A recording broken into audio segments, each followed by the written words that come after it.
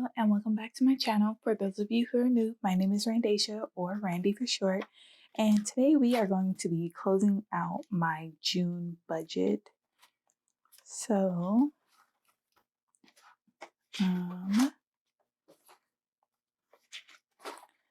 get to it. Okay.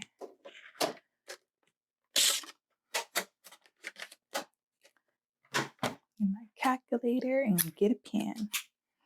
All right, so let's jump right into it. Our total income for the month of, for this paycheck, number 2 in June, we budget $3,200, but we received $33.87 spot 35 minus 3,200. That's going to give me my $187.35 for, oh, is my pen running out? Oh, no. For our pay yourself first. So automatically when our paycheck came in, right off the top, we put $187.35 into our sinking funds, and we just budgeted off of $3,200 because that's all we need to live comfortably. So for our total income that we're going to put, because I did roll over some income from paycheck number 1, so that's going to be 1,201 spot 36. So total was 4,588 spot 71. Okay, so let's go ahead and do the difference between all of the expenses. So gas, we were on budget with $180 for 2 weeks. Groceries, I'm not even gonna lie, this groceries, we did go over. We were pulling money from, like, extra money from other envelopes, but as far as this paycheck budget, we didn't go over budget. But I mean, it depends on how you want to look at it, whether we were over budget or not. I did roll $793.22 for the mortgage that's due on the 1st of July. Life insurance was $69.96 for my husband. Our annual electric bill was $8.88. If you want to know about this annual bill, it should be in paycheck number 1 results video, if you want to check that out to see what this Edison bill is all about. Sapphire, we did transfer or pay $200 for it. MetLife was lower somehow this month. So $265, $252, $34. We were under by $13.32. This Verizon bill, it's not due because you guys know that we canceled Verizon. Then a couple of days later, we signed back up with Verizon.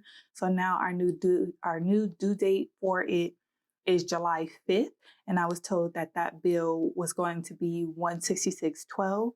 So I already transferred this amount to our rollover account, just so it could sit there until the bill is due in July. So I'm just going to calculate the difference.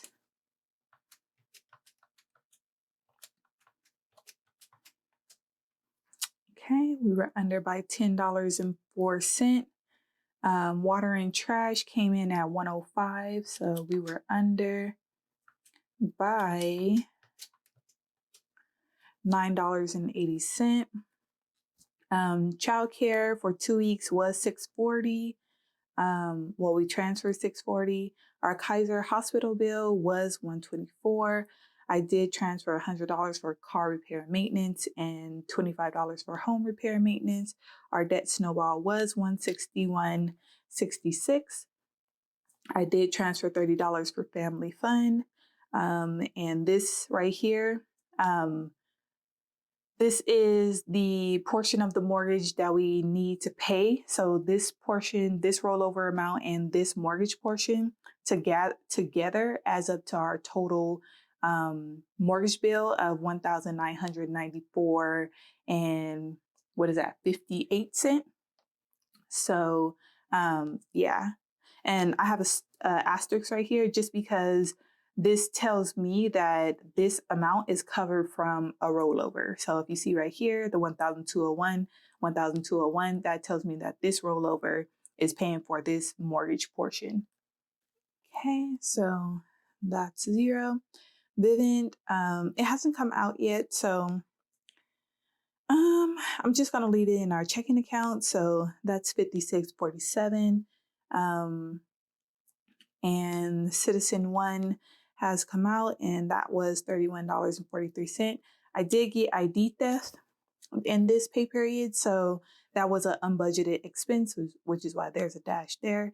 So that actual was $12.90. So $12.90. Okay, so I'll go ahead and add these up. Okay, so we were under by $20.26. I'm going to add up all the actuals really quick.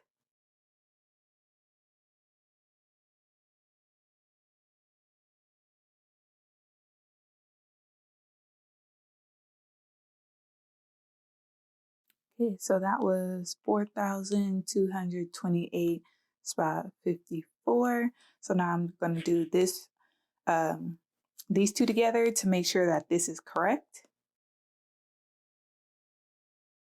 Okay, so it does equal 2026. So let me go ahead and do this one and this one to get the difference between the actual.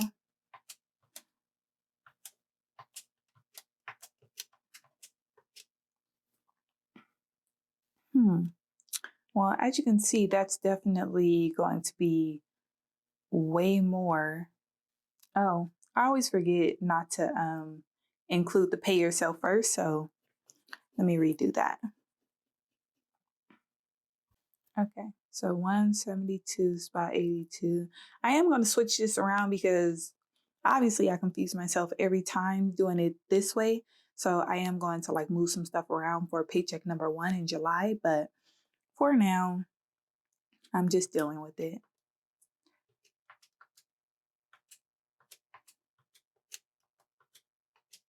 Okay, so 2026. All right, so yeah, let me go ahead and move over the income. So okay, so I think the last paycheck I added up the remaining amount of 1963 and the pay yourself first to get the total, which wasn't correct. What I should have done was add the remaining, like the actual remaining plus the pay yourself first, because that's the total amount that we saved from this paycheck in order to put into our sinking fund. So that's what I'm going to do here.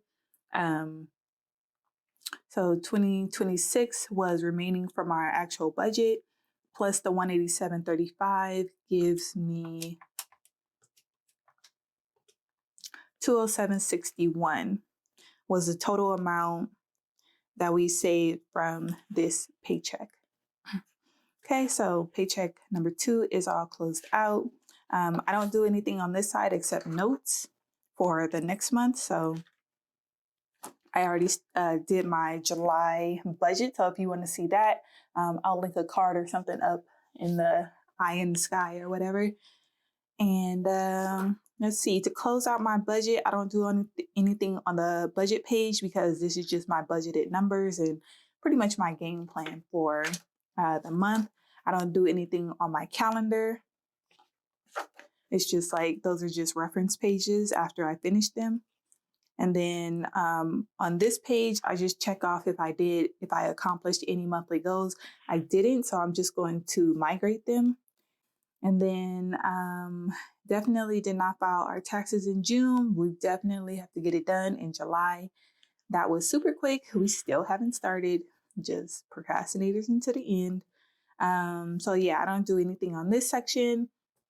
Down here, I track our PTO/sick time, And I already noted that these pay periods were going to be short, and that's from the second paycheck of the month. And then I already closed out my sinking funds. So basically with my sinking funds, all I do is I go into it backwards. So I put the ending balance that I want to have in the account, because the way I do it with my pay yourself first and the remaining money, I just dump that into our sinking funds. And at the end of the month, I allocate the money that's in our sinking funds, because my sinking funds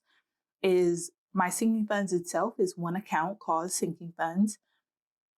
But all of these are in separate accounts. So I have my sinking funds, and then I have memberships, debt extra payment, things like that. So I take the lump sum of money in the sinking funds, and then I come here and say like, oh, how much do I want to have in my memberships? Do I want to add anything or take anything out? Then what I'll do is I'll put the ending balance and be like, no, I already have $95 in there. That's all I need. So the ending balance is going to be $95, and I just work backwards, except for the budgeted, because the budgeted is already put in at the beginning of the month. So if I didn't have any distributions, I just put the actual. So of course, if I want $95 to stay in the account, then I'm not going to put anything in there, and the actual is going to be 0. So I hope that made sense. The debt extra payment, we started with $388.60, and I wanted to basically put all the extra money that I can into the debt extra payment, since we are on a debt-free journey. So typically what I do is I skip this one, and then I do all the rest of the accounts. So being a financial advisor, I wanted to keep $600 in there. That's what we started with. Home repair and maintenance, I started with $100. I did spend some money, $8.84 on something. I think, I don't know what we did. I think this was a phone case for my husband. So it was kind of like a miscellaneous type of thing. But I mean, we just threw it into home repair and maintenance, because out of all of our accounts, it seemed most appropriate. So I budgeted that I was going to put $25 in here, but I decided not to. So $100 minus $884 leaves us with $91.16. Car repair maintenance, we started with $175. I budgeted $100, and then I actually put $100 in there, so we're ending with $275. House supplies, basically, since our Edison annual bill ended up not being as high as I thought it was going to be, thank God. We took that money, it was $80 that I had set aside. I took that money and I split it up into $30 for house supplies and $50 for toiletries. So that's why the beginning and the budgeted, all of that was 0. So now we're going to end with $30 and $50 in those accounts. Medical, I think I mentioned it in my July budget. I forget, but I did switch over to Capital One 360 account, and I don't know why I put $1 in this medical account, because you don't need any money to open up a Capital One 360 account. So I don't know why I put $1 in medical, because yeah, that ain't gonna do nothing for medical. Might buy me a pack of gum or mints to cure our bad breath or something. But anyways, it's too early. Okay, yard service. We started with $40. I wanted to put $40 in there, so I did, and now we have $80 in there. So the beginning balance was $1,398.60. I budgeted $537.21 to put in there. I did pay out $8.84 this month from my sinking funds. So we actually ended up putting in $1,106.90. And then our ending balance was $2,496.66. So we put in almost double, or actually, sorry, we put in double the amount of what I budgeted. Okay, so now I do want to do my update my debt tracker. We didn't pay off any debt for the month of June, but I do want to still update my debt tracker. Okay, so now we're going to do my debt tracker. Okay, and I'm probably going to switch this up because with the interest and everything, I see why people be coloring in their debt journey instead of dealing with the numbers, because that's just way more fun and way more appealing. So don't be surprised if next month you see these pages covered up with like one of those color in your debt journey type of things. So anyways, school loans, I logged in and come to find out since April, since the loans were put on deferment, they've been basically applying most, if not all, of my payments to just one of the loans, and that's school loan C. I don't know why. I don't know why. I think this one has the least amount of interest, so that would make sense for them, but hey. So I paid $112.01, and since there's no interest accruing right now, let's see, 1564.16 minus 112.01 is 1,452.15 remaining. I could put 0 because nothing went to school loans A this month. So 1,721.14. Okay, Citizen 1. I actually need to find the login to this because I don't even know if this beginning balance is correct. I know it doesn't accrue interest, but it wouldn't be the first time that a balance surprised me. Okay, so 1,571.29 left on that one. This Kaiser one, 2102.31 minus 124 is, oh, I forgot to write in the amount, was 124, 1,978.31. I am happy that all of these are down to like under 2,000 now. And then Sapphire is still the Whopper. This one had a huge jump because we did pay for our Hamilton tickets the first time out of this credit card. So I'm actually pretty glad that it got returned, because now we're paying for it with cash out of our cash envelopes and sinking funds. And, you know, we're just basically cash flowing it, which we should have did the first time, but I didn't. So we all make mistakes. Anyways, so that's why it went down from 6,189 to 5,722. So that's the only thing. We still put 200 down in the month of May, and the rest was refund. So every little penny counts. Minus 200. That is, it's 55.22, but when I logged in, I saw that I had like $77 worth of my 200 payment go to interest. So I'm actually going to put the real ending balance for this minus the interest. So that was 5,615. So that's what I'm going to put over here, because like I said, I already got the ending balance and the interest applied to our Sapphire account. So that is going to be the the July beginning balance. So let's go ahead and add up all of the debt payments. So 12.01 plus 0 plus 31.43 plus 124 plus 200 was 467. That doesn't sound right, because it should be about 700 or so. Let's see.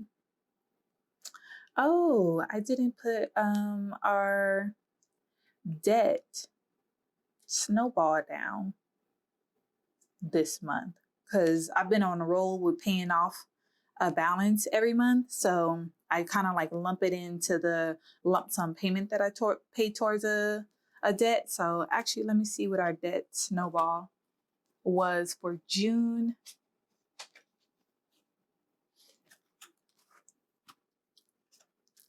I think I already rolled it into our sinking fund amount, but I'll just adjust it. So our debt snowball was 161.66. So I'm gonna apply that to my student loans.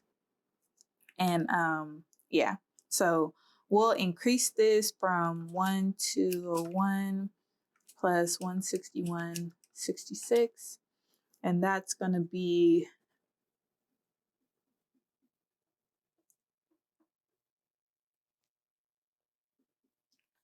That's going to be 273.67.